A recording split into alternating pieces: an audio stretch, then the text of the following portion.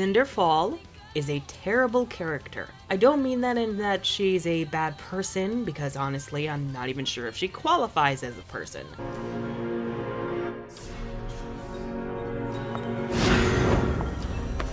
Not my daughter, you bitch! What I mean is, she's terribly written.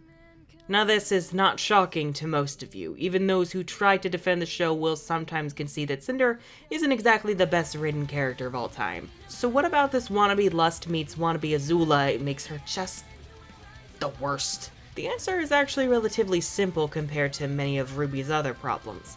It's her lack of character depth combined with her inconsistent and incredibly shallow motivations. These two things drive Cinder's character into the mud. So let's explore these problems and see if we can find a solution to make her terrible in a way that the show actually intends.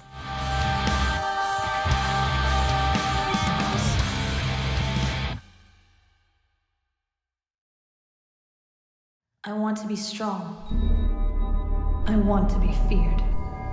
I want to be powerful. In Chapter 7 of Volume 3, Beginning of the End, we begin with a flashback of how Cinder recruited Emerald, promising her a new life off the streets where she would never go hungry again. We don't meet Emerald's parents, we don't learn how she got on the streets, but we don't need to, because we understand her motivations, and that's it. We have a solid understanding of who she is, her background, and what's driving her, and how powerful that drive is. This then transitions into more flashbacks of her recruiting Mercury, Roman, and Adam, and taking half the Fall Maiden powers from a very young and inexperienced Amber, who was out in the woods for whatever reason. But again, this isn't really all that relevant. We don't really need to know. Now, I mention all of this because this kind of ties into a point I have to make about Cinder's character. Have you noticed one crucial thing we are missing in this villain origins episode that's supposed to map out who our villains truly are, what they want, and what their plan is? The origin of the central antagonist who is running the operation, Cinder goddamn Fall. This isn't specifically her lack of a backstory, which, though it indeed is not an issue, is not inherently the problem. As I've said, we don't know the specifics on Emerald, Mercury, Roman, and Adam's pasts, but we still have a solid grasp of who their characters are. The problem with Cinder is that we know she wants power, but we don't know why. We're given little to no insight on her motivations in gaining the maiden powers, nor how powerful her drive to gain those powers is. And without that, it immediately becomes incredibly difficult to understand Cinder's character, let alone empathize her, because we are effectively blind. And without any of that, we're at a loss to how far she's willing to go to get what she wants, and how that conflict with the main characters could put those we care about in harm's way. This is brought to light in Cinder's confrontation with Pyrrha atop the destroyed Beacon Tower in End of the Beginning. Referring to the Fall Maiden powers, she says, "Take comfort in knowing that I will use it in ways you could never have imagined." Do you believe in destiny? Yes.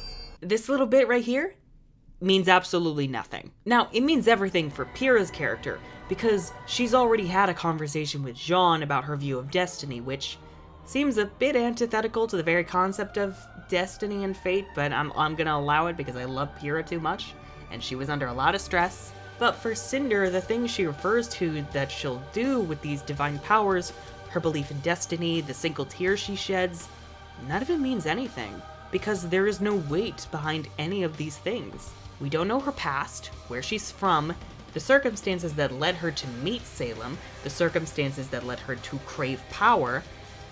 We don't know any of that. Does she seek power for strength? Is it some deeply held conviction we're unaware of? Or does she simply just want to be a god? No one knows! She might as well be reading from a teleprompter to see what Miles and Carrie want her to do, because Cinder has no real wants of her own. Rather than be a truly fleshed out character that we remember and fear, instead, she's a cardboard cutout meant to advance the plot and provide a shallow antagonist.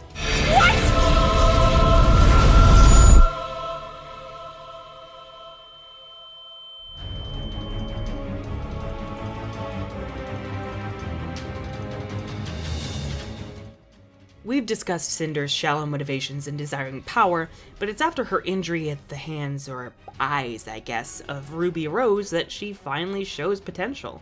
In Volume 4, Cinder is left in an incredibly weakened and humiliated state. She's unable to speak beyond gasps and raspy one-word answers. She's lost her left eye and gotten a nasty scar on her face, and unaware to us, she's lost her left arm, hiding the injury with a massive sleeve of her new dress. Tyrion and, to a much greater degree, Watts mock Cinder for her defeat, and this seems to be the first time characters in-universe are legitimately putting Cinder in her place, as we, the audience, have wanted to for 3 goddamn volumes at this point. As the volume continues, Cinder receives a new Grim Arm to replace her lost one, though we wouldn't learn of this till the end of volume 5.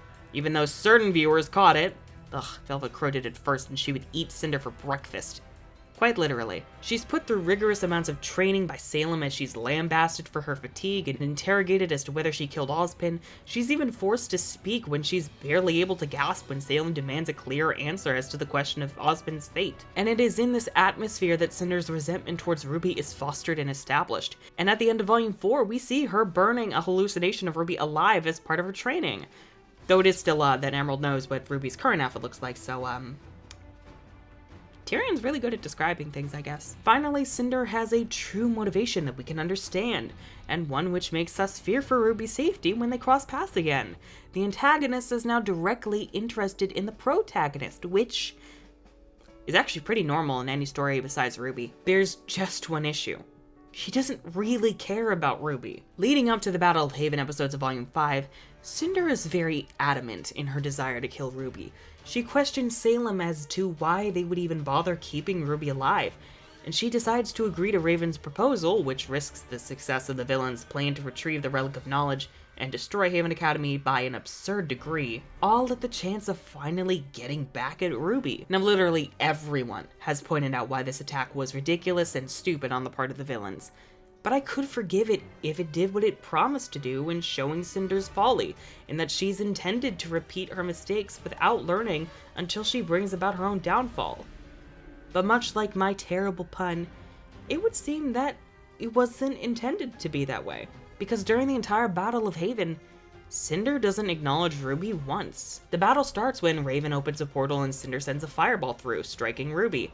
And then afterwards, their only interaction, or even acknowledgement of each other's existences, comes as Ruby uses her silver eyes to stop Cinder before she kills Jean, only to be knocked out by Emerald and rendered even more irrelevant to the plot. Afterwards, Cinder keeps her attention on Jean, and then decides to try and kill Weiss simply to spite Jean, ignoring Ruby as she literally walks right past her. This entire build-up over the course of 2 volumes was pointless.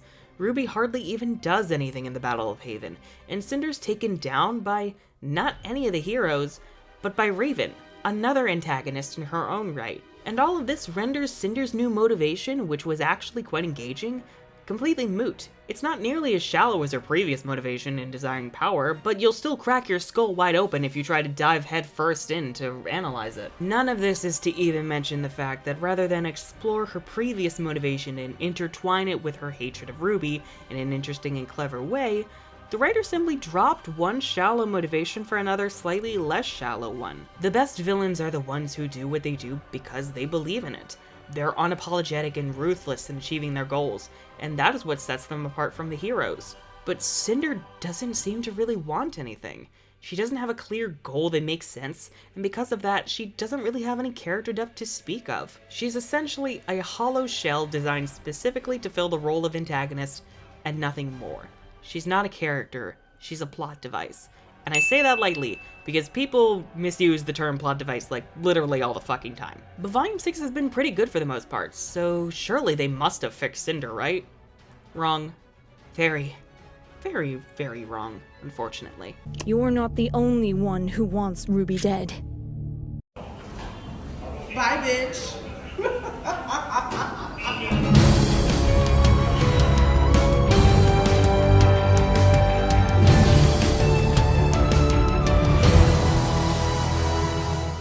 When Cinder was first reintroduced in Uncovered, I was incredibly interested. Hopefully at long last we'd potentially learn her backstory after 6 fucking years, and she'd at least act in an intelligent way to go after Ruby and perhaps even go rogue. She would turn on Salem, the big bad she's been answering to since day one, to further her own agenda, and we'd see just how powerful her drive in attaining power truly is. We didn't get any of that. It is so frustrating, because Cinder's first episode in Volume 6 was written very well. She kills an innocent civilian and takes her clothes in order to hide amongst the people of Mistral, then looks for the best way to find Team Ruby, who she rightfully assumes have gotten the Relic of Knowledge. I mean, come on, y'all. If the assault failed and it was on the news that, like, your teammates were on the run and wanted, would it be that much of a stretch to assume the good guys got the relic? Cinder encounters Little Miss Malachite, who shares a surprisingly profound insight that Salem has taken quite well to. You know, I used to be afraid of spiders. Want to know what I did about it? Learn to kill them. Oh no, the world needs spiders. I just made the spiders work for me. This gave me hope. Hope that Cinder would come to realize she needs to be more thoughtful in her approach, that if she wants power so badly, she can't just use brute force alone to get there.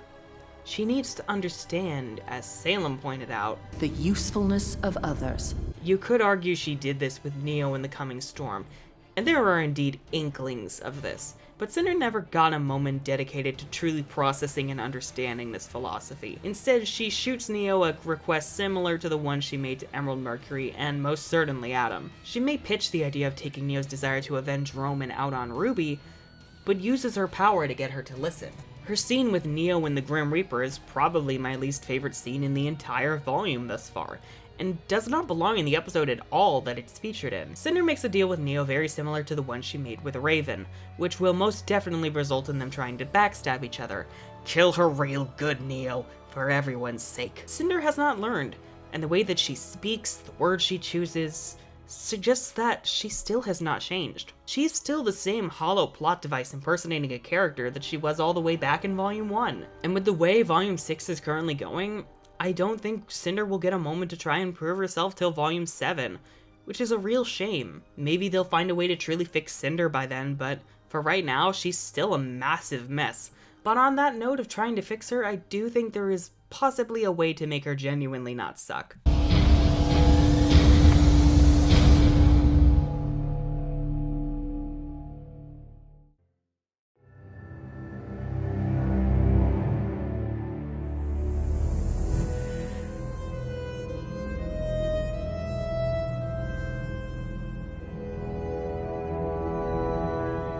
What's done is done. Cinder from volumes 1 through 3, 5, and 6 is still an absolutely terrible character, and that unfortunately is set in stone. Or frames, I guess? Oh, whatever. The point is we're gonna have to retroactively try to fix her. Yes, it is technically damage control, but would you honestly rather she stay terrible? And if you answer yes, then like I say to the people who called Volume 6 bad for being damage control, kindly go fuck yourselves. Anyways, we'll first need to understand why Cinder desired power in the first place and how she came to meet Salem. What was Cinder's life before she met Salem? And what was she like? We'll then need to increase her drive for achieving her goals and show how truly ruthless she is. That sexy, totally in control persona that she's always had that we all hated, we need to ditch that, because it's high time Cinder dropped that front to show the pathetic creature and desperate monster she truly is. Now, to accomplish this, we'll need to show Cinder actively working to manipulate others and getting closer to killing Ruby and taking the other maiden powers, with little hints here and there as to why. Perhaps a philosophy she holds close that compassion is a weakness, or that power is all that matters, or something else I can't quite think of right now. Literally anything will do. This will culminate when she finally encounters Ruby, have her backstab Neo in order to jump at the chance to kill Ruby herself. This will also require her confronting the other villains, establishing she's done taking orders from Salem, and will go after what she wants on her own without anyone to hold her back. Going rogue is honestly the best thing for Cinder right now to salvage her both as a villain and as a character.